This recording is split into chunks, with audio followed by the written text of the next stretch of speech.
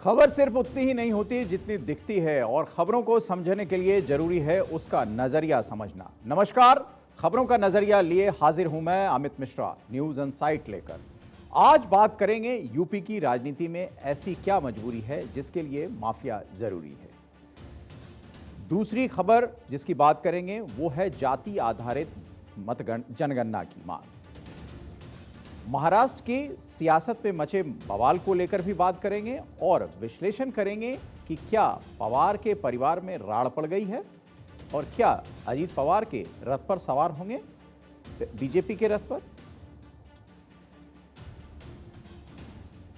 इन खबरों का विश्लेषण करेंगे, लेकिन शुरुआत दो बड़ी ब्रेकिंग न्यूज से जिसे आपको अब तक किसी और ने नहीं बताई होगी।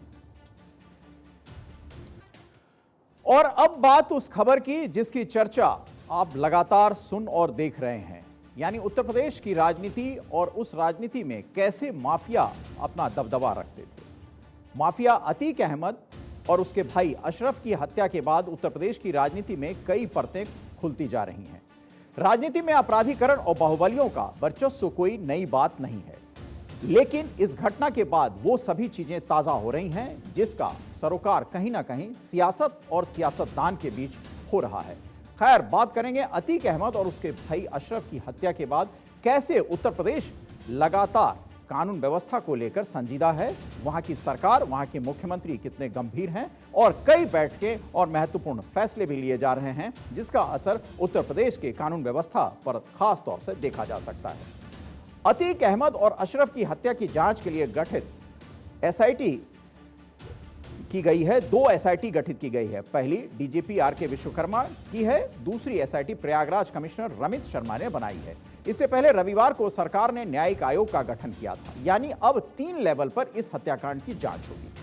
वहीं हत्या के मामले में पूर्व आईपीएस ऑफिसर अमिताभ ठाकुर ने सुप्रीम कोर्ट में लेटर पिटीशन दाखिल की है। उन्होंने इस हत्याकांड की सीबीआई जांच की मांग की है। साथ ही एडवोकेट विशाल तिवारी ने पीआईएल दाखिल कर सुप्रीम कोर्ट से रिटायर्ड जज की निगरानी में हत्याकांड की जांच कराने की मांग की है। इसके अलावा उन्होंने यूपी में अब तक हुए 183 इनकाउंटर के भी जांच की मांग की अपील की है। अतीक अशरफ हत्याकांड के तीनों आरोपियों को प्रतापगढ़ जेल में शिफ्ट कर दिया गया है, क्योंकि नैनी जेल में अतीक का बेटा अली है, इसलिए कोर्ट ने तीनों को नैनी से प्रतापगढ़ जेल शिफ्ट करने का फैसला दिया है। इस बीच अतीक अशरफ की पोस्टमार्टम की रिपोर्ट भी सामने आ गई है। जानकारी के मुताबिक अतीक को 9 और अशरफ को 5 गोलियां लगी थी। गोलियां सिर, सीने और पेट में मारी गई थी। विपक्ष ने भी सुप्रीम कोर्ट से मामले में दखल देने को कहा है। मायावती ने कहा है कि इस घटना का सुप्रीम कोर्ट अगर खुद संज्ञान लेकर उचित कार्रवाई करे तो बेहतर होगा। वहीं एआईएमआईएम के चीफ असदुद्दीन ओवैसी, एमपी के पूर्व मुख्यमंत्री और कांग्रेस के नेता कमलनाथ, समाजवादी पार्टी नेता रामगोपाल यादव ने भी कुछ ऐसी ही मांग की है। अतीक अशरफ की हत्याकांड से जुड़े कई सवालों के जवाब अभी भी मिलने बाकी हैं। हत्या के पीछे 3 हमलावरों की निजी दुश्मनी थी या किसी ने सुपारी देकर हत्या कराई। तीनों आरोपी अलग अलग जिलों के हैं। वे साथ कैसे आए, कब आए और साथ आने की वजह क्या थी? हमलावरों ने भारत में प्रतिबंधित तुर्की मेड जिग्ना पिस्तौल से वारदात को अंजाम दिया। ये हमलावरों तक कैसे पहुंची, जिसकी कीमत भी लगभग 5 से 6 लाख के बीच बताई जा रही है। अतीक और अशरफ को कस्टडी से बाहर लाते ले जाते वक्त पुलिस ने पर्याप्त सुरक्षा क्यों नहीं बरती? मीडिया कर्मियों को बात करने की इजाजत क्यों दी गई, जबकि आमतौर पर ऐसा नहीं होता है? दोनों पुलिस रिमांड पर थे। इसी बीच अशरफ का एक स्टेटमेंट खूब वायरल हो रहा है जिसमें वो हत्या की आशंका जता रहा है। पहले आपको अशरफ की वो बातें सुनाते हैं जो उसने 29 मार्च 2023 को कही थी। सुने। साजिश है मेरे परिवार को फंसाने की और उत्तर प्रदेश की सरकार को बदनाम करने की। माननीय मुख्यमंत्री जी के ऊपर भी फर्जी मुकदमे लग चुके हैं। वो अच्छी तरह मेरी पीड़ा को समझते हैं। आज मुझे इलाहाबाद में धमकी दी गई है कि 2 हफ्ते के अंदर तुम्हें फिर से जेल से किसी बहाने से निकालेंगे और निपटा देंगे। माननीय चीफ जस्टिस को और इलाहाबाद के चीफ जस्टिस को और माननीय मुख्यमंत्री को मेरा बंद लिफाफा पहुंच जाएगा अगर मेरी हत्या होती है तो। यह अशरफ का निजी उठ की टिप्पणी, उसकी प्रतिक्रिया थी। अशरफ का बंद लिफाफा तो अभी सामने नहीं आया है, लेकिन उससे पहले अतीक अहमद की चिट्ठी सामने आ गई है, जिसे हत्या से पहले अतीक ने सुप्रीम कोर्ट के मुख्य न्यायाधीश को भेजा था। सूत्रों के मुताबिक इसमें 5 बड़े नेताओं के नाम के अलावा कई बड़े सफेद पोशों के नाम हो सकते हैं, जिस राज का पर्दा अब सिर्फ सुप्रीम कोर्ट ही उठा सकता है। अतीक और उसके भाई अशरफ की हत्या के बाद सियासी उबाल है, क्यों? हालांकि 4 दशक तक सियासत के संरक्षण में अपराध का साम्राज्य चलाने वाले अतीक ऐसा सियासी मोहरा था जिसे हर दल ने अपनी जरूरत के हिसाब से उस पर सियासत की विसात बिछाई और उसे मोहरा बनाया। उसकी मौत भी सियासत में नफा नुकसान की कसौटी पर कसी जा रही है। 1989 में पहली बार इलाहाबाद पश्चिम से निर्दलीय जीतकर विधानसभा पहुंचा था अतीक। उसकी राह 1991 में भी नहीं रुकी। जब राम मंदिर को लेकर आंदोलन चल रहा था तो वो अपनी दबंगई के बल पर ही जीता, क्योंकि चकिया समेत कई क्षेत्रों में बूथ कैप्चरिंग की चर्चा सरेआम हो गई थी। सियासत में अतीक के पर्दे के पीछे तो कई रहनुमा थे, लेकिन पहली बार खुलकर उसके सिर पर हाथ रखा सपा मुखिया मुलायम सिंह यादव ने, जिसकी वजह बनी लखनऊ गेस्ट हाउस कांड। 1995 में सपा बसपा गठबंधन टूटने के बाद लखनऊ के मीराबाई गेस्ट हाउस में मायावती के ऊपर जानलेवा हमला हुआ था। इसके आरोपियों में सबसे अहम अतीक अहमद का नाम था। मायावती ने चुनावी मंच से भी अतीक के ऊपर अपनी हत्या की साजिश का आरोप लगाया था। गेस्ट हाउस कांड से अतीक मुलायम के और करीब आया और 1996 में वह सपा से चुनकर फिर विधानसभा पहुंचा। इसके बाद पूर्वांचल में अल्पसंख्यक वोटर्स को लामबंद करने के लिए अतीक को एक हथियार के तौर पर इस्तेमाल किया जाने लगा। 2002 में अतीक की मुलायम से कुछ खटकी। उसने सोनेलाल पटेल की अगुवाई वाले अपना दल का दामन थाम लिया। अतीक के डर और क्षेत्र के सियासी पकड़ का ही असर था कि वो अपना दल के टिकट पर भी जीत दर्ज कर लिया। सोनेलाल खुद चुनाव हार गए थे। चुनाव के पहले मुलायम से खटके रिश्ते सत्ता के समीकरण में फिर सहज हो गए। मुलायम को सीएम बनने के लिए संख्या बल चाहिए था और अतीक उसमें फिट बैठता था। अतीक के जुल्म और अपराध और उससे जुड़े मुकदमे बढ़ते गए, लेकिन फिर भी सियासी संरक्षण उसे मिलता रहा। 2004 में समाजवादी पार्टी ने अतीक को फूलपुर से चुनाव लड़ाया और वो संसद पहुंच गया। अतीक के सांसद बनने के साथ ही इलाहाबाद में सियासत और अपराध का नया किस्सा लिखा गया। इलाहाबाद पश्चिम से उसकी विधायकी की सीट खाली हुई और उपचुनाव हुआ, जिसमें अतीक ने अपने भाई अशरफ को चुनाव लड़ाया और उसके सामने बसपा ने से ताल ठोकी अतीक के ही पुराने सहयोगी राजू पाल ने। नतीजा राजू पाल के पक्ष में गया और अशरफ चुनाव हार गया। हार से अतीक और अशरफ दोनों बौखला गए। अशरफ और अतीक ने 1 साल के भीतर राजू पाल की इलाहाबाद के सड़कों पर दौड़ा कर हत्या कर डाली। हत्या का आरोपी होने के बाद भी अतीक ने अशरफ को सपा से फिर उपचुनाव लड़ाया, जिसमें वो विधायक बन गया। अतीक के सियासी आका बदलते रहे, लेकिन उसे अपना दम दिखाना नहीं छोड़ा। 2009 के लोकसभा चुनाव में एक बार फिर उसने अपना दल के टिकट पर प्रतापगढ़ लोकसभा से ताल ठोक दी। सपा ने वहां के बाहुबली रघुराज प्रताप सिंह उर्फ राजा भैया के रिश्तेदार अक्षय प्रताप सिंह को लोकसभा का टिकट दिया। कहा जाता है कि एक प्रभावी नेता के कहने पर ही अतीक ने वहां से चुनाव लड़ा था। हालांकि अतीक के लड़ने से फायदा कांग्रेस को हुआ और राजकुमारी रत्ना सिंह को जीत मिल गई। अतीक की वजह से सपा को हार का सामना करना पड़ा। 2012 में अतीक की फिर से सपा में वापसी हो जाती है। 2014 में सपा के टिकट पर श्रावस्ती से वो चुनाव लड़ता है, लेकिन हार का सामना करना पड़ा। 2016 में अतीक ने कानपुर कैंट से विधानसभा चुनाव लड़ने की तैयारी शुरू की, लेकिन 2017 विधानसभा चुनाव से पहले अखिलेश यादव और शिवपाल यादव के बीच पार्टी पर कब्जे की जंग तेज हुई तो अतीक निशाने पर आ गया। उसका टिकट कट गया। बाद में हाईकोर्ट की फटकार के बाद पुलिस को फरवरी 2017 में आखिरकार अतीक को गिरफ्तार करना पड़ा और इसके बाद वो लगातार जेल में ही रहा। बीजेपी की सरकार बनने के बाद फूलपुर से सांसद केशव प्रसाद मौर्य को डिप्टी सीएम बनाया गया, जिसके बाद 2018 में उनकी सीट पर उपचुनाव हुए। सपा बसपा 27 साल की दुश्मनी को भूलकर एक साथ आए। इसी बीच देवरिया जेल में बंद अतीक ने निर्दलीय पर्चा दाखिल कर दिया। अतीक को 48,000 वोट मिले, लेकिन वो चुनाव हार गया। इसी के बाद अतीक ने जेल में बैठे बैठे एक व्यापारी का अपहरण करवा लिया। इसी मामले में सुप्रीम कोर्ट के आदेश पर उसे गुजरात की साबरमती जेल भेज दिया गया। 2019 के लोकसभा चुनाव में अतीक अहमद ने वाराणसी से भी पर्चा भरा था, लेकिन बाद में अपने पैर पीछे खींच लिए। यूपी में अपनी जमीन बनाने में जुटे असदुद्दीन ओवैसी की पार्टी AIMIM ने 2021 में अतीक की पत्नी शाइस्ता को पार्टी में शामिल किया। हालांकि 2022 के विधानसभा चुनाव में अतीक के परिवार से कोई भी सियासी मैदान में नहीं उतरा। माना जा रहा था कि सरकार की ओर से कार्रवाई उसके आर्थिक साम्राज्य पर कसे शिकंजे के चलते कोई भी चुनाव मैदान में नहीं उतरा था। विधानसभा चुनाव के बाद अल्पसंख्यकों को जोड़ने में लगी मायावती का रुख अतीक के परिवार पर नरम हुआ। उन्होंने उसकी पत्नी शाइस्ता परवीन को पार्टी में शामिल करवाया और अभी होने वाले निकाय चुनाव में मेयर के टिकट का भी आश्वासन दिया। लेकिन उमेश पाल हत्याकांड के चलते समीकरण बदल गए और मायावती ने भी अपना नकारात्मक रुख अतीक के परिवार के साथ दिखाया। वहीं 2008 में अमेरिका के साथ परमाणु करार को लेकर तत्कालीन मनमोहन सिंह सरकार गिरने के कगार पर आ गई थी। लेकिन इस सरकार को बचाने के लिए आपराधिक पृष्ठभूमि वाले जिन 6 सांसदों ने डील के पक्ष में वोट दिया, उसमें अतीक अहमद भी शामिल था। यानी मनमोहन सिंह की सरकार को बचाने में अतीक अहमद की भी भूमिका थी। अलग अलग जेलों में बंद इन 6 सांसदों को 48 घंटे के भीतर संसद लाया गया और उनसे वोट डलवाए गए। करार को लेकर वाम दलों ने यूपीए सरकार से अपना समर्थन वापस ले लिया था और सरकार के खिलाफ अविश्वास प्रस्ताव पेश किया था, जिससे बचने के लिए यूपीए सरकार के पास बहुमत का आंकड़ा नहीं था। ऐसे में सपा की मदद से इन सांसदों के वोट डील के पक्ष में पड़े और यूपीए सरकार गिरने से बच गई। इन 6 सांसदों के ऊपर 100 से ज्यादा आपराधिक केस थे। अतीक उसमें फूलपुर से सांसद था। अपराध और सियासी दुनिया में बड़ा नाम अतीक का परिवार शुरुआत में बहुत ही गरीब था। उसके पिता फिरोज तांगा चलाकर परिवार का खर्च चलाते थे। हालांकि आपराधिक गतिविधियों में फिरोज के भी रहने की चर्चा सामने आई है। अतीक पढ़ने लिखने में अच्छा नहीं था। 10वीं की परीक्षा में वो फेल हो गया, जिसके बाद उसने 17 साल की उम्र में ही पहली बार हत्या की। तब से साल बीतने के साथ साथ उसका क्राइम ग्राफ भी बढ़ता गया। अतीक अहमद और उसके भाई अशरफ के अलावा यूपी में कई बाहुबली रहे, जिनका लोगों के बीच खौफ आज भी है। इनसे कई तो जेलों में हैं और कईयों का इनकाउंटर हो गया, तो कई को गैंगवॉर में मारे गए, कुछ अभी भी सक्रिय राजनीति में हैं।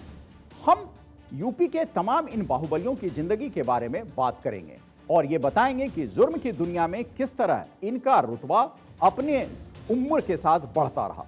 जुर्म की दुनिया का जिक्र जब जब होगा तब तब यूपी के इन बाहुबलियों के नाम भी गिनाए जाएंगे, जिन्होंने आपराधिक दुनिया में राजनीति को शामिल किया और राजनीति की दुनिया में अपराध को शामिल किया। अपराध की दुनिया के शहंशाह कहे जाने वाले ये लोग इनके खौफ का ऐसा मंजर था कि कोई इनके गिरेबान पर हाथ नहीं डाल सकता था और गिरेबान पर हाथ डालने के बजाय पुलिस के हाथ भी उठते थे तो इन्हें सलाम करने के लिए। हर आप फिल्मों में, ओटीटी प्लेटफॉर्म में ऐसे चीजों को देखते होंगे, उसकी हूबहू तस्वीर उत्तर प्रदेश में थी। माफिया राज ऐसा था कि ये अपराध करते जाते थे लेकिन मुकदमे ही दर्ज नहीं हो पाते थे। मुकदमा दर्ज अगर हो भी जाता था तो गवाही देने सामने कोई नहीं आता था। इनमें से कुछ का जिक्र हम अभी करते हैं। मुख्तार अंसारी, उत्तर प्रदेश के मऊ जिले से मुख्तार अंसारी 5 बार विधायक रह चुका है। पिछले 17 सालों से वो जेल में बंद है। मुख्तार पर मर्डर, किडनैपिंग और एक्सटॉर्शन जैसे दर्जनों संगीन मुकदमे दर्ज हैं। वो जेल में रहकर भी चुनाव जीतता रहा। रिपोर्ट्स के मुताबिक वो जेल के अंदर से ही अपनी गैंग ऑपरेट करता था। मुख्तार पर साल 2005 में मऊ में दंगे भड़काने के आरोप लगे थे। उस पर बीजेपी नेता कृष्णानंद राय और उनके 7 साथियों की हत्या का मुकदमा भी दर्ज किया गया था। बता दें कि मुख्तार ने साल 2005 में गाजीपुर पुलिस के सामने सरेंडर कर दिया था। मुख्तार अंसारी की कम्युनिस्ट पार्टी से सियासी एंट्री होती है। उसके बाद बीएसपी और एसपी से उसका गहरा नाता रहा। यानी फिर राजनीति का अपराधीकरण और अपराधियों को राजनीति में लाने की कहानी, जिसका जिक्र हम अभी कर रहे थे, उसकी एक तस्वीर। अब दूसरा नंबर, ब्रजेश सिंह। ब्रजेश सिंह के बारे में ऐसा कहा जाता है कि वो अपराध की दुनिया में अपने पिता की हत्या का बदला लेने के लिए उतरा था। जिस पर उसके पिता की हत्या का आरोप था, उसे भरी कचहरी में उसने AK-47 से मारा, भून दिया। ब्रजेश सिंह ने उसे भून दिया। ब्रजेश सिंह ने त्रिभुवन सिंह के साथ एक गैंग बनाई। त्रिभुवन के भाई की हत्या के बाद ब्रजेश की मुख्तार से दुश्मनी शुरू हुई। ऐसा कहा जाता है कि माफिया ब्रजेश का कद इतना बढ़ गया था कि छोटा राजन तक उससे संपर्क करने के लगे थे और उस पर यह आरोप भी है। 2001 में मुख्तार के काफिले पर बड़ा हमला हुआ। उसके बाद ब्रजेश अंडरग्राउंड हो जाता है। 2008 में ब्रजेश को ओडिशा के भुवनेश्वर से गिरफ्तार कर लिया जाता है, जहां ब्रजेश नाम बदलकर रह रहा था। 2012 में ब्रजेश सिंह ने जेल से ही विधानसभा चुनाव लड़ा, लेकिन उसे हार मिली। फिर 2016 में शाहजहांपुर से वो वाराणसी विधान परिषद का चुनाव लड़ता है और वो जीत जाता है। वर्तमान में वाराणसी से ब्रजेश सिंह की पत्नी अन्नपूर्णा सिंह निर्दलीय MLC है। ब्रजेश पर मकोका, टाडा, गैंगस्टर, हत्या, दंगा भड़काने समेत कई गंभीर धाराओं में मुकदमे दर्ज हैं। लेकिन फिर वही राजनीति का मिजाज और फिर उसी तरह राजनीति में अपराधीकरण। तीसरा नंबर, हरिशंकर तिवारी। यूपी में माफिया राज की शुरुआत 80 के दशक से ही मानी जाती है। यही वो दौर था जब पूर्वांचल में बाहुबलियों के दबदबे का आगाज हुआ था। पूर्व विधायक हरिशंकर तिवारी भी इस फेहरिस्त का एक हिस्सा बने। 1980 में के दशक में हरिशंकर तिवारी पर 26 से अधिक मामले दर्ज थे। इनमें हत्या, किडनैपिंग, रंगदारी, वसूली जैसे आरोप थे। 1985 में हरिशंकर तिवारी गोरखपुर की चिल्लूपार से राजनीतिक मैदान में उतरे। हरिशंकर तिवारी का दबदबा ऐसा था कि पूर्वांचल में कोई भी ठेका उठता था तो उसका सीधा दखल हरिशंकर तिवारी के पास होता था। हरिशंकर तिवारी कई सरकारों में मंत्री रहे। हरिशंकर तिवारी पर लगातार मामले दर्ज होते रहे, लेकिन कभी किसी मामले में आरोप साबित नहीं हुआ। तमाम मामले दर्ज होने के बावजूद हरिशंकर तिवारी की छवि रॉबिन हुड के जैसी रही और वो लगातार चुनाव जीतता रहा। श्री प्रकाश शुक्ला 1998 में यूपी सरकार के लिए सिरदर्द बन चुका माफिया श्री प्रकाश शुक्ला को पुलिस ने इनकाउंटर में ढेर कर दिया था। श्री प्रकाश शुक्ला ने तत्कालीन मुख्यमंत्री कल्याण सिंह को मारने के लिए 5 करोड़ रुपए की सुपारी ली थी। एसटीएफ, जो आजकल अपराधियों के इनकाउंटर के लिए मानी जाती है, उसका गठन यूपी सरकार ने श्री प्रकाश शुक्ला के इनकाउंटर के लिए ही किया था। श्री प्रकाश शुक्ला पर हत्या, रंगदारी और हत्या की साजिश जैसे आरोप में कई मुकदमे दर्ज थे। बिहार के मंत्री बृज बिहारी प्रसाद की हत्या में भी श्री प्रकाश शुक्ला शामिल था। तो यह भी अपराध और राजनीति का एक साठगांठ आपने देखा। अब धनंजय सिंह, यूपी के माफिया की लिस्ट में धनंजय सिंह का नाम भी ऊपर आता है, जिस पर हाई स्कूल में ही हत्या का आरोप लग गया था। धनंजय पर डकैती, लूट, रंगदारी और हत्या के तमाम मामले दर्ज हैं। मऊ जिले में एक ब्लॉक प्रमुख की हत्या के मामले में भी धनंजय का नाम सामने आया था। 1998 तक धनंजय पर इतने मामले दर्ज हो चुके थे कि वो 50,000 का इनामी था। एक दिन पुलिस ने ऐलान कर दिया कि धनंजय एनकाउंटर में मारा गया, लेकिन जौनपुर के बाहुबली के मुठभेड़ में मारे जाने का दावा ये खोखला निकला। जब धनंजय एक केस के सिलसिले में पुलिस के सामने आया, तब लगा कि धनंजय अभी भी जिंदा है। 2002 में धनंजय पहली बार निर्दलीय विधायक बना। 2007 में जेडीयू के टिकट पर जौनपुर से वो जीतता है। 2009 में बीएसपी से जीतकर लोकसभा में पहुंचा। 2012 में धनंजय और उसकी पत्नी पर अपनी नौकरानी की हत्या का आरोप लगा। इसके बाद धनंजय सिंह ने कभी चुनाव नहीं जीता। लेकिन यह भी अपराध और राजनीति की कैसी साठगांठ है, ये आप देखें। विकास दुबे, कानपुर के विकास दुबे का नाम 2 जुलाई 2020 में सामने आया, जब बिकरू गांव में उसने अपने गुर्गों के साथ मिलकर 8 पुलिसकर्मियों की हत्या कर दी थी। लेकिन यह 90 के दशक से अपराध करता आया था। राजनीतिक संरक्षण मिले होने की वजह से यह कार्रवाई से बचता रहा। पुलिसकर्मियों की हत्या के बाद यह भागकर उज्जैन पहुंचा था, जहां से लाते हुए पुलिस की वैन पलट गई, जिसके बाद ये पुलिस का हथियार छीनकर भागने लगा तो पुलिस ने इनकाउंटर कर दिया। ये इनकाउंटर भी विवादों में रहा, लेकिन बाद में जांच कमेटी ने पुलिस को क्लीन चिट दी थी। विजय मिश्रा, बाहुबलियों की लिस्ट में पूर्व विधायक विजय मिश्रा का नाम आता है, जो भदोही की ज्ञानपुर सीट से 4 बार लगातार विधायक रहा। उस पर 75 से ज्यादा मामले दर्ज हैं। 2010 में बीएसपी सरकार के तत्कालीन मंत्री नंद गोपाल नंदी पर हुए हमले में विजय मिश्रा का नाम आया था। 90 के दशक में विजय ब्लॉक प्रमुख बना। इसी बीच उसका नाम बाहुबलियों की लिस्ट में आने लगा। 2002 में वो समाजवादी पार्टी के टिकट पर विधायक बना और आसपास की सीटें भी अपने दबदबे की वजह से जितवाई। 2009 में उपचुनाव में उस समय विजय मिश्रा सुर्खियों में आया, जब पुलिस उसे गिरफ्तार करने पहुंची। उस समय वो पूर्व सीएम मुलायम सिंह यादव के साथ हेलीकॉप्टर में बैठकर चला गया। बाद में विजय मिश्रा पर 2.5 लाख का इनाम घोषित हुआ और दिल्ली से उसकी गिरफ्तारी हुई। योगी सरकार में विजय मिश्रा की कई संपत्तियों की कुर्क हुई, बुलडोजर चला। हालांकि सजा एक में मामले में भी अभी नहीं मिल सकी है। मुन्ना बजरंगी, यूपी में मुन्ना बजरंगी कभी आतंक का पर्याय बन गया था, जिसकी 2018 में बागपत जेल में ताबड़तोड़ फायरिंग कर हत्या कर दी गई। 2005 में गाजीपुर के विधायक कृष्णानंद राय पर ताबड़तोड़ 400 गोलियां बरसाने वाला मुन्ना बजरंगी एक ऐसा नाम था जो कभी उत्तर प्रदेश और बिहार में बाहुबलियों की ताकत बनकर उभरा था। कृष्णानंद राय की हत्या के बाद फरार हुए मुन्ना को लगातार 2 साल की मेहनत के बाद 2009 में मुंबई से गिरफ्तार किया जा चुका। मुन्ना बजरंगी ने 14 साल की उम्र में 250 रुपए की पिस्टल खरीदकर पहली हत्या की थी और इस जुर्म की दुनिया में उसकी एंट्री हुई थी। लेकिन असल entry mafia don Mukhtar Ansari के साथ जुड़ने के बाद हुई। मुख्तार के कहने पर बजरंगी ने कई हत्याएं की। उसके बाद नाम आता है बदन सिंह बद्दो का। मेरठ जोन के कुख्यात अपराधी बदन सिंह बद्दो पर 2.5 लाख का इनाम घोषित है, जो पिछले 4 साल से ज्यादा से फरार है, जिसके अमेरिका में होने की बात कही जा रही है, कभी विदेश के दूसरे मुल्कों में होने की बात कही जा रही है। 28 मार्च 2019 को पूर्वांचल की जेल से उसे गाजियाबाद कोर्ट में पेशी के लिए ले जाया जा रहा था। तब उसने भागने के लिए प्लान बनाया और कथित तौर पर पुलिसकर्मियों से सांठगांठ की। जब पुलिस रास्ते में होटल खाना खाने के लिए रुकी तो बद्दों ने 6 पुलिसकर्मियों को शराब पिलाकर नशे में धुत कराकर वहां से एक लग्जरी कार में फरार हो गया। उसके गैंग ने इसका सारा इंतजाम पहले से कर रखा था। इस मामले में 6 पुलिसकर्मी सहित 18 लोग जेल भी जा चुके हैं। उधर इसके बाद नाम आता है सुंदर भाटी का। पिछले 7 साल से सोनभद्र जेल में बंद सुंदर भाटी को ग्रेटर नोएडा के घंघोला से गिरफ्तार किया गया था। शुरुआत में सुंदर भाटी रंगदारी वसूलता था। इसी के दौरान उसकी दुश्मनी कुख्यात बदमाश नरेश भाटी से हो गई, जो कुछ समय बाद बुलंदशहर से जिला पंचायत अध्यक्ष बनने जा रहा था, लेकिन उसका मर्डर हो गया, जिसका आरोप सुंदर भाटी पर लगा था। सबूतों के अभाव में इस केस से तो सुंदर भाटी बरी हो गया, लेकिन इसके बाद इसके गैंग ने कई अपराध को अंजाम दिया। इसके बाद जो सबसे चर्चित नाम है वो है रघुराज प्रताप सिंह उर्फ राजा भैया, जिसका नाम सबकी जुबान पर है। बाहुबलियों की लिस्ट में प्रतापगढ़ के कुंडा से विधायक राजा भैया का नाम भी है। उनके खौफ की कहानी कुछ ऐसी है कि दिलेरगंज गांव में घर जलते रहे और 100 मीटर दूर पर ही राजा भैया का तालाब भी था, लेकिन किसी में इतनी हिम्मत नहीं थी कि बिना पूछे कोई एक बाल्टी पानी निकालकर उसके घर में लगी आग को बुझाने की कोशिश कर सके।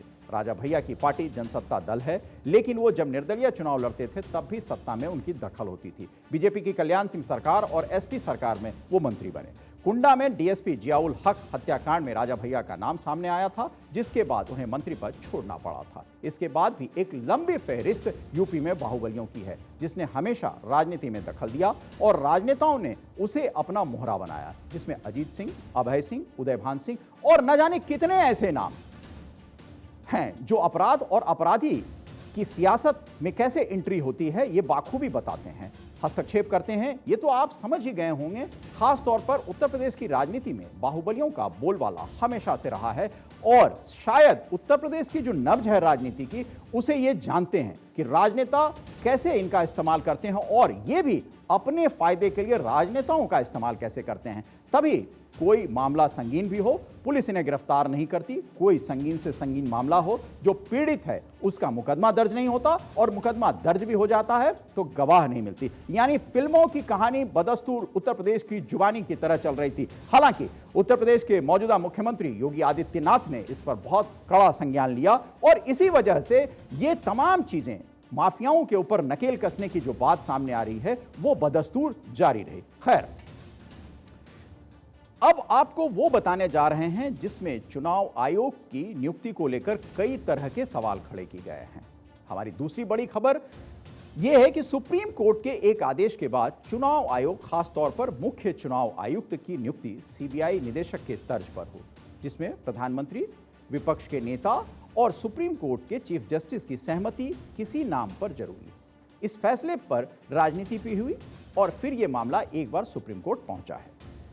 चुनाव आयुक्त अरुण गोयल की नियुक्ति के खिलाफ सुप्रीम कोर्ट में याचिका दायर की गई थी, जिस पर आज सुनवाई हुई। आज क्या कुछ हुआ ये सारी चीजें आपको बताएंगे, लेकिन उससे पहले आपको ये बता देते हैं कि आखिर ये मामला कोर्ट में आया क्यों। दरअसल एसोसिएशन फॉर डेमोक्रेटिक रिफॉर्म्स यानी एडीआर ने चुनाव आयुक्त के रूप में अरुण गोयल की नियुक्ति के खिलाफ सुप्रीम कोर्ट का दरवाजा खटखटाया।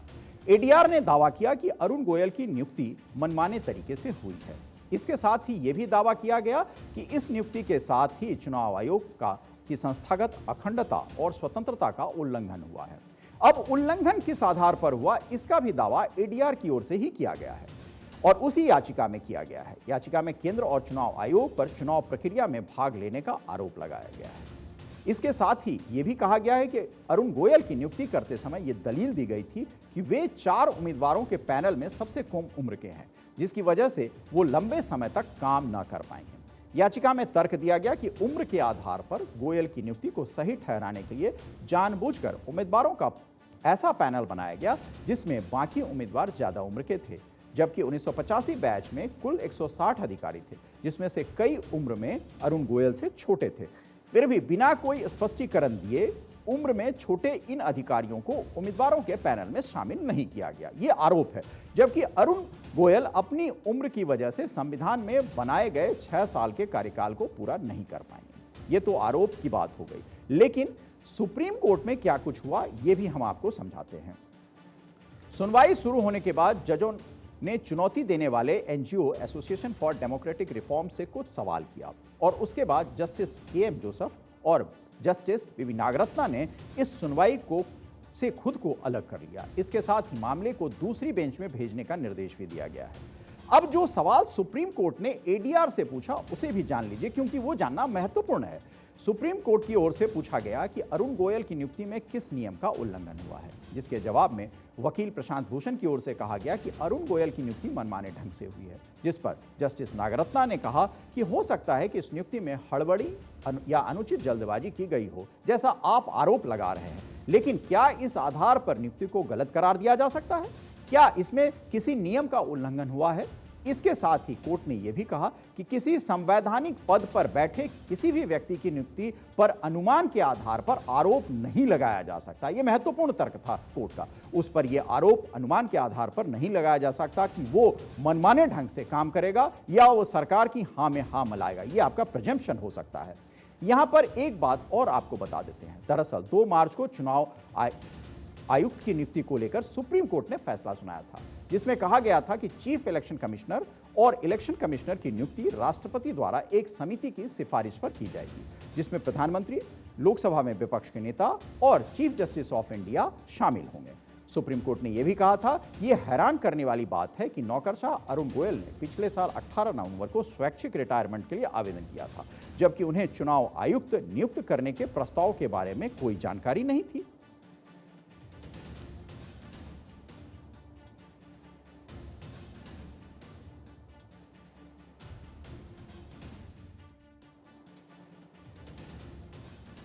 अब चर्चा उस राजनीति की जो हमेशा से भारतीय राजनीति की संदूक में छिपा वो पिटारा है, जिसको मौका आने पर ही राजनेता खोलते हैं।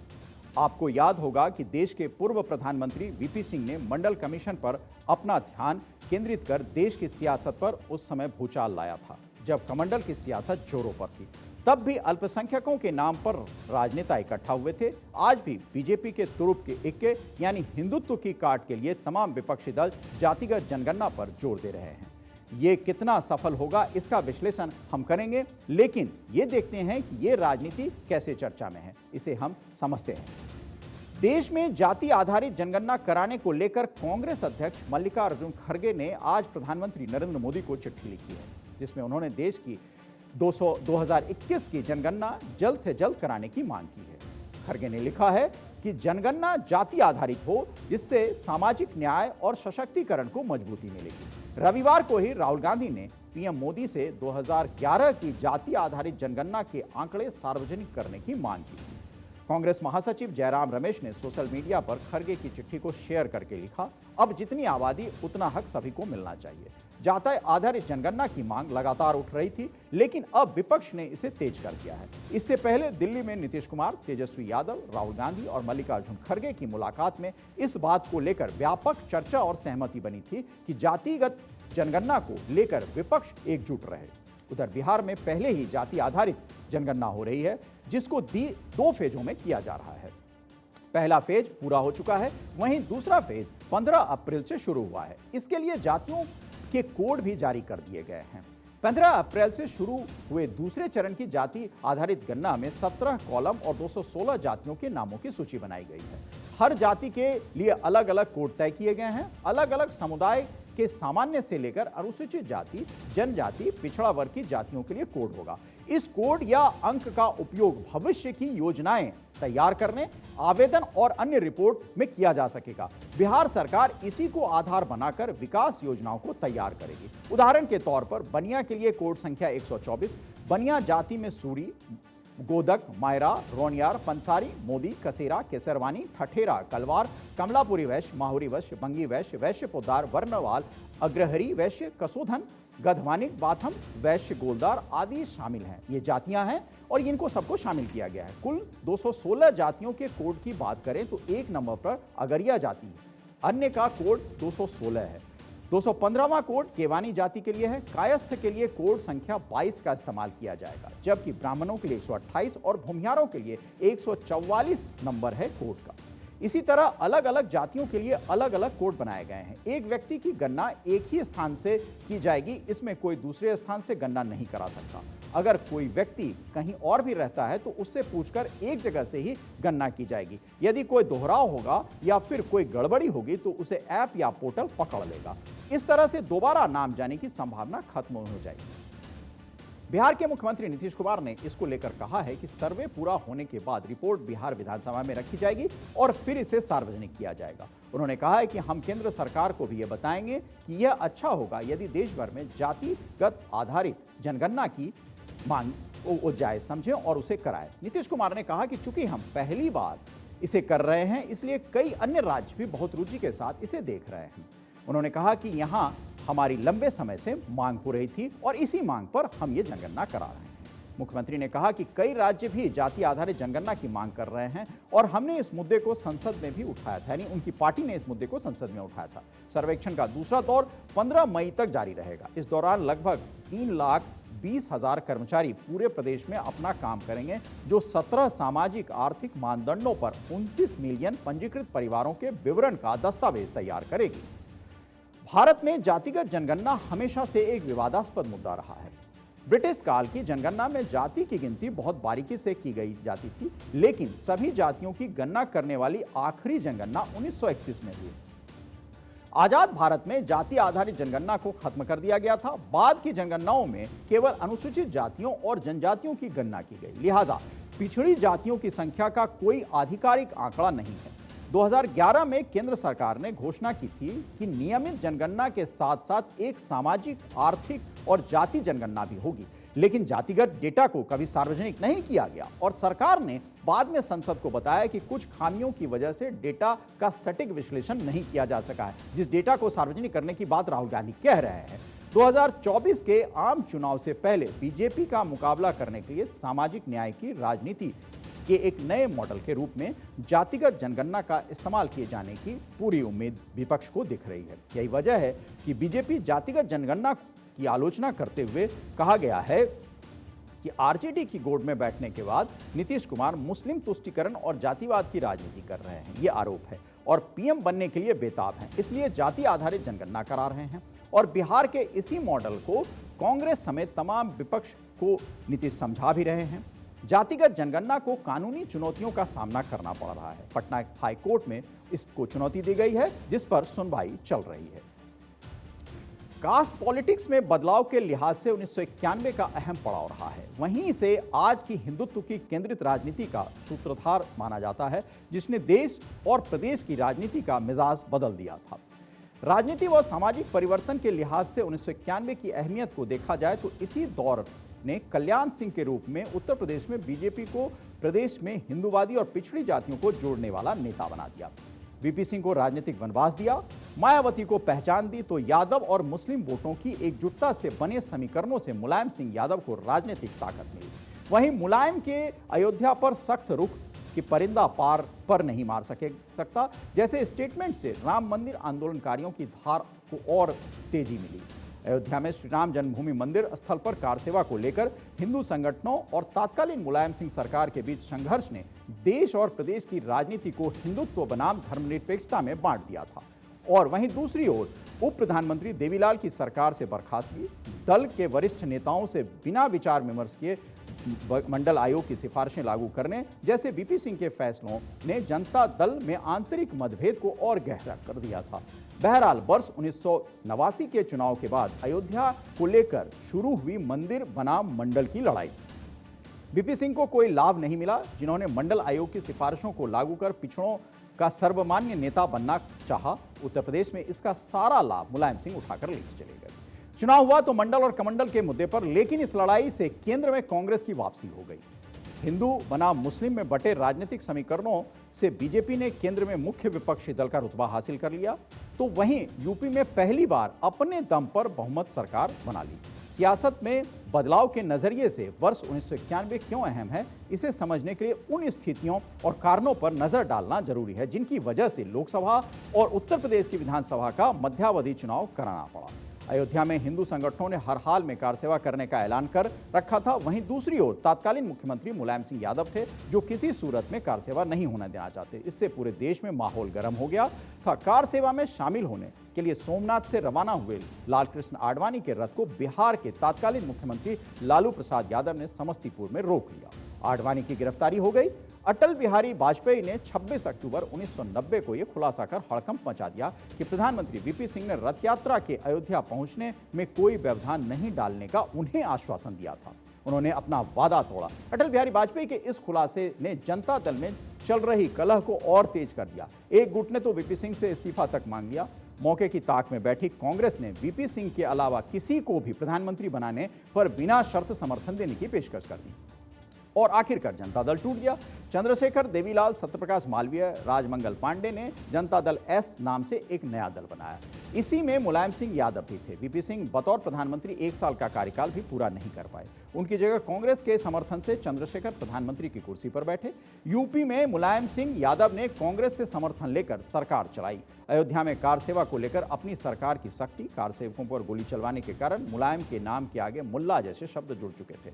मुलायम ने इसी से अपनी राजनीतिक ताकत बनाई और उसने ठाना कि यादव मुस्लिम समीकरण पर काम करते हुए बीजेपी का जबरदस्त विरोध करने की रणनीति कैसे अपनाई जा सकती है। मुलायम चुनाव में तो बहुत सफल नहीं हो पाए, लेकिन मुस्लिम वोट से कांग्रेस से मुस्लिम वोट खिसक गया। जातीय आरक्षण के कार्ड और उदारीकरण के जरिए लोगों की आर्थिक तरक्की का रास्ता तलाशने का सपना दिखाने पर जारी बहस के बीच 1991 के चुनावी नतीजे आए। उस समय विधानसभा की 425 सीटें थी। बीजेपी ने 221 सीटें जीतकर सबको चौंका दिया था। 1991 से पहले केंद्र और प्रदेश की राजनीति में आमतौर पर यही माना जाता था कि चुनावी बैतरनी पार करने के लिए मुस्लिमों का समर्थन जरूरी है, लेकिन 1991 के प्रदेश विधानसभा चुनाव के नतीजों ने इस मिथक को तोड़ दिया था। यानी मंडल पर कमंडल भारी पड़ा था। विपक्षी दल एक बार फिर से मंडल का सहारा लेकर बीजेपी को हराने की आस लिए बैठे हैं। यही कारण है कि जाति आधारित जनगणना कराने की मांग कर रहे हैं, लेकिन अभी के हालात 1991 से अलग हैं। फिर भी विपक्ष वही फॉर्मूला अपनाना चाहता है। अब नजर भारत में जनगणना के इतिहास पर भी डाल लेते हैं। भारत में पहली बार 1881 में जनगणना हुई थी। उस समय देश की आबादी 25 करोड़ 38 लाख थी। तब से हर 10 साल पर जनगणना हो रही है। 1931 तक जाति के आधार पर भी जनगणना के आंकड़े जुटाए गए। 1941 में जातिवार आंकड़े जुटाए गए थे, लेकिन इसे जारी नहीं किया गया था। आज़ादी के बाद 1991 में जनगणना हुई। तब सरकार ने तय किया था कि सिर्फ अनुसूचित जाति और अनुसूचित जनजाति के ही आंकड़े जुटाए जाएंगे। इसके बाद से सिर्फ एससी और एसटी के आंकड़े जारी होते हैं। 1931 में आखिरी बार जातिगत जनगणना के आंकड़े जारी हुए। उस समय अलग अलग रियासतों में जातिवार आंकड़े दिए गए थे। उस समय बिहार और उड़ीसा एक रियासत थी जहां 23 से ज्यादा जातियां थी। सबसे ज्यादा ग्वाला अहीर थे। इनकी आबादी 34,55,000 से ज्यादा थी। इसके बाद 21 लाख से ज्यादा ब्राह्मण थे। वहीं करीब 9 लाख की आबादी भूमिहार ब्राह्मणों की थी। इनके अलावा 14,52,000 कुर्मी, 14,12,000 राजपूत, 12,96,000 एसटी और 12,90,000 दुसाध, 12,10,000 तेली, 10,10,000 खंडायत, 9,38,000 जुलाहा थे। 4 लाख से ज्यादा धोबी और 2 लाख से ज्यादा बनिया थे। जातिगत जनगणना का समर्थन करने वाले कहते हैं कि 1991 से एससी और एसटी का जातिवार डेटा पब्लिश होता है, जबकि ओबीसी की जातियों का डेटा नहीं आता है और इससे ओबीसी की आबादी का अनुमान लगाना मुश्किल है। वीपी सिंह की सरकार में मंडल कमीशन की सिफारिशों को लागू कर पिछड़ों को आरक्षण दिया गया था। उसमें 1931 की जनगणना के आधार पर देश में ओबीसी की आबादी 52% होने का अनुमान लगाया गया था। जानकार मानते हैं कि देश में एससी और एसटी वर्ग को जो आरक्षण मिलता है उसका आधार भी उनकी आबादी है, लेकिन ओबीसी के आरक्षण का कोई मौजूदा आधार नहीं है। अब सवाल उठता है कि क्या केंद्र सरकार जातिगत जनगणना के समर्थन में है या नहीं। इसी साल फरवरी में लोकसभा में जातिगत जनगणना को लेकर सवाल किया गया था, जिसके जवाब में केंद्रीय गृह राज्य मंत्री नित्यानंद राय ने बताया था कि संविधान के मुताबिक सिर्फ अनुसूचित जाति और अनुसूचित जनजाति की ही जनगणना हो सकती है और उनकी संख्या बताई जा सकती है। अगले साल लोकसभा चुनाव हैं, जिस पर विपक्ष की नजर है। 2024 में होने वाले आम चुनाव पर विपक्ष बड़ी भूमिका निभाना चाहता है। उसे ऐसे में मालूम है कि अगर अपने सियासी आधार को बनाए रखना है तो उसके लिए उसे सक्रिय भी रहना पड़ेगा और इस तरह जातीय जनगणना पर स्टैंड लेकर वह बीजेपी को भी राजनीतिक संदेश देना चाहती है। जानकार मानते हैं कि अगर कोई राज्य अपने स्तर पर जातिगत जनगणना करा भी लेती है तो भी उसका बहुत महत्व नहीं होगा, क्योंकि केंद्र इसे नहीं मानेगा। इसका एक कारण यह भी है कि जनगणना कराने की जिम्मेदारी केंद्र सरकार की है, राज्य सरकार की नहीं। इससे पहले कर्नाटक में जातिगत जनगणना कराई गई थी। 2015 में सिद्धरमैया के नेतृत्व वाली कांग्रेस सरकार ने जातिगत जनगणना करवाई थी। इसके लिए 162 करोड़ रुपए खर्च भी हुए थे, लेकिन लिंगायत और वोकालिंगा समुदाय की नाराजगी से बचने के लिए इस रिपोर्ट को सार्वजनिक नहीं किया गया। लगभग हर जनगणना से पहले इस तरह की मांग उठती है। ये मांग अक्सर उन नेताओं की ओर से उठाई जाती है जो ओबीसी के होते हैं। वहीं ऊंची जाति के नेता इस तरह की मांग का हमेशा से विरोध करते रहे। इस बार भी खरगे, नीतीश कुमार, तेजस्वी यादव, मुकेश सहनी जैसे नेता मांग कर रहे हैं। यहां तक कि महाराष्ट्र भाजपा की नेता पंकजा मुंडे ने भी 24 जनवरी 2022 को एक ट्वीट करके इस तरह की मांग की थी। 1 अप्रैल 2022 को राष्ट्रीय पिछड़ा आयोग ने भी सरकार से 2021 की जनगणना में ओबीसी आबादी की गणना कराने की मांग की है। अब जैसे जैसे चुनाव करीब आएगा वैसे वैसे ऐसी मांगें और भी जोर पकड़ती जाएंगी। क्या विपक्ष नरेंद्र मोदी के करिश्माई नेतृत्व और अमित शाह की रणनीति को उसका तोड़ नहीं समझ पा रही है? क्या उसे लगता है कि ये जो रणनीति है, मोदी और शाह की जो जोड़ी है, वो हर वक्त कामयाब होती जा रही है? क्या यही वजह है कि उसे जातिगत जनगणना की मांग डूबते को तिनके का सहारा जैसी कहावत की जैसी दिखती है और उसे वो चरितार्थ करना चाहती है? बहरहाल राजनीति का ये मिजाज है कि वक्त के साथ वो मांगों को अपने आगोश में लेता है और वही राजनीति विपक्ष कर रहा है। लेकिन सबसे बड़ी बात यह है कि क्या आपको लगता है कि इस आधार पर पहले भी विपक्ष एकजुट हुआ था और वो नहीं हो पाया था? क्या इस बार भी विपक्ष का ये तुरुप का इक्का चलेगा? समझ में नहीं आता, क्योंकि दूसरी तरफ एक करिश्माई नेतृत्व है जो विपक्ष की हर चुनौती के लिए तैयार है।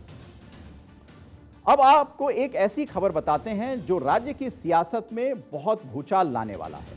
महाराष्ट्र में महासंग्राम छिड़ा हुआ है। पहले शिवसेना टूटी, अब एनसीपी के दो फाड़ होने वाले हैं। ये खबर आप लोगों को अच्छी लगेगी और महाराष्ट्र में इस वक्त सबसे ज्यादा चर्चा में है। हर गली मोहल्ले में यही चर्चा है। लेकिन कहते हैं ना, दूध का जला छाछ भी फूक फूक कर पीता है। वहीं कुछ हाल बीजेपी और अजित पवार का भी है, क्योंकि 2019 में 3 दिन की फडणवीस अजित पवार की सरकार ने जो जग हसाई करवाई थी वो ना बीजेपी भूली है और ना एनसीपी के अजित पवार। उस वक्त शरद पवार के मास्टर स्ट्रोक ने सत्ता फडणवीस के हाथों से खिसकाकर महाअघाड़ी के हाथों में दिलवा दी थी। इस बार बीजेपी एनसीपी के साथ आने में कोई जल्दबाजी नहीं करेगी। अजित पवार एनसीपी से अलग होने पर पूरा गणित देखा और समझा जा रहा है और भारतीय जनता पार्टी भी इसे परख रही है। इसलिए इस बार पीएम मोदी और अमित शाह ही इन सब बातों पर निर्णय लेंगे, ताकि पार्टी को कब कैसा रणनीतिक फैसला लेना हो वो बाखूबी जानते हैं और पार्टी को कैसे मजबूती मिलेगी उसी आधार पर फैसला लेंगे। क्या है पूरा मामला, अब आपको समझाते हैं।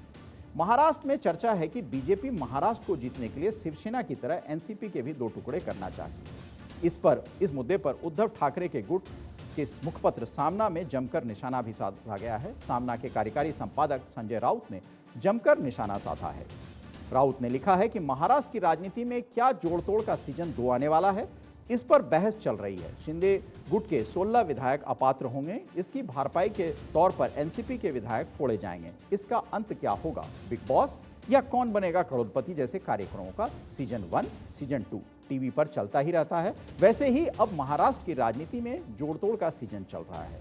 शिवसेना को ये तोड़ा सीजन 1, एनसीपी को तोड़ने का सीजन 2 आ गया है। ऐसी भी चर्चा जोरों पर है कि जोड़तोड़ का मतलब ही लोकतंत्र है। यही अब कुछ लोगों ने तय कर लिया है। यह संजय राउत का बयान है। दरअसल इसके पीछे की बड़ी वजह है, अजित पवार ने बीते कुछ दिनों में बीजेपी के प्रति अपनी नरमी दिखाई है, नरम बयान दे रहे हैं। अजित ने हाल ही में कहा था कि ईवीएम पर पूरा भरोसा है, जबकि उनके चाचा शरद पवार के घर ईवीएम के खिलाफ बैठक हुई थी जिसमें विपक्ष के कई दल शामिल हुए थे। ईवीएम में गड़बड़ी नहीं हो सकती, ये अजित पवार का कहना था उस मीटिंग के बाद। वहीं 16 अप्रैल को अजित ने कहा कि सुप्रीम कोर्ट के फैसले में अगर शिवसेना शिंदे के 16 विधायकों को अपात्र कर दिया गया तब भी शिंदे फडणवीस की सरकार गिरने की कोई संभावना नहीं है। और यह महत्वपूर्ण बयान था अजित पवार का, जिसको लेकर राजनीतिक चर्चाएं जोरों पर आ गई। इन्हीं बातों के आधार पर कहा जा रहा है कि बीजेपी अजित से नजदीकियां बढ़ा रही है। अजित पवार ने देवेंद्र फडणवीस जो उप मुख्यमंत्री हैं उनकी तारीफ में कशी देनी पड़े। अजित पवार का साथ क्यों बीजेपी चाहती है ये भी हमें समझना पड़ेगा। महाराष्ट्र में बीजेपी ने अपनी लोकप्रियता पीएम मोदी के कामकाज के आधार पर बढ़ा ली है। इसी वजह से शिंदे गुट के नेताओं को लगता है कि अगर बीजेपी अकेले चुनाव लड़ती है तो उनका क्या होगा। इसलिए शिंदे गुट की ओर से यह बयान दिया गया है कि बीजेपी अकेले चुनाव नहीं लड़ सकती। लेकिन इसी बीच आपको बता दें कि एनसीपी नेता अजीत पवार ने विधायकों की बैठक कर साफ किया है कि उनके बारे में विधायकों की बैठकों को लेकर गलत खबरें फैलाई जा रही है। ये सफाई अजीत पवार की तरफ से दिया जा रहा है। यह ध्यान दिया जाना चाहिए कि मैंने विधायकों या पदाधिकारियों की कोई बैठक नहीं बुलाई। मेरा सोमवार को कोई निर्धारित कार्यक्रम नहीं था। मैं मुंबई में कल मंगलवार 18 अप्रैल 2023 को विधान भवन में अपने कार्यक्रम में उपस्थित रहूंगा। कल मेरा कार्यक्रम नियमित है और नियमित जारी रहेगा।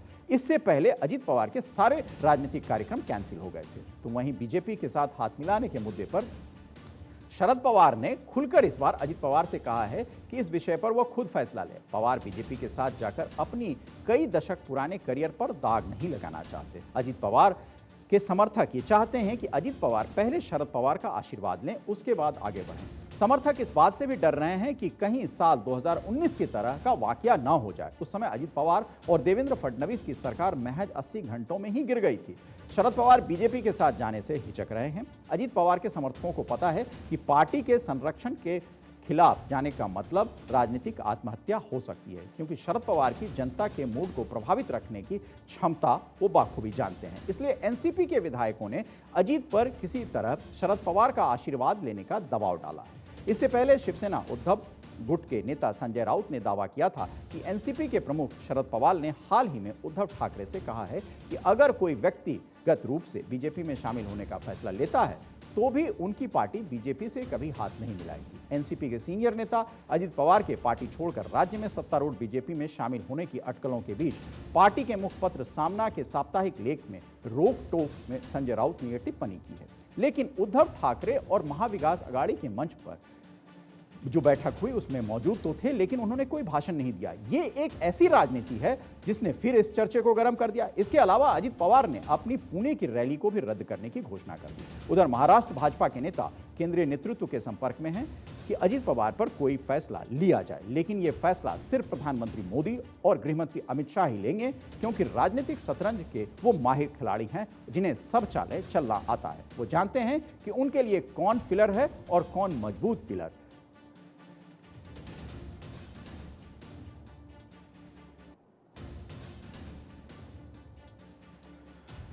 न्यूज़ इनसाइट में बस इतना ही। आपको हमने अपना विश्लेषण बताया और उस पर जो राजनीतिक प्रतिक्रियाएं थी, टिप्पणी थी, उससे भी हमने आपको रूबरू कराया। उम्मीद है आपको हमारी ये पेशकश पसंद आई होगी।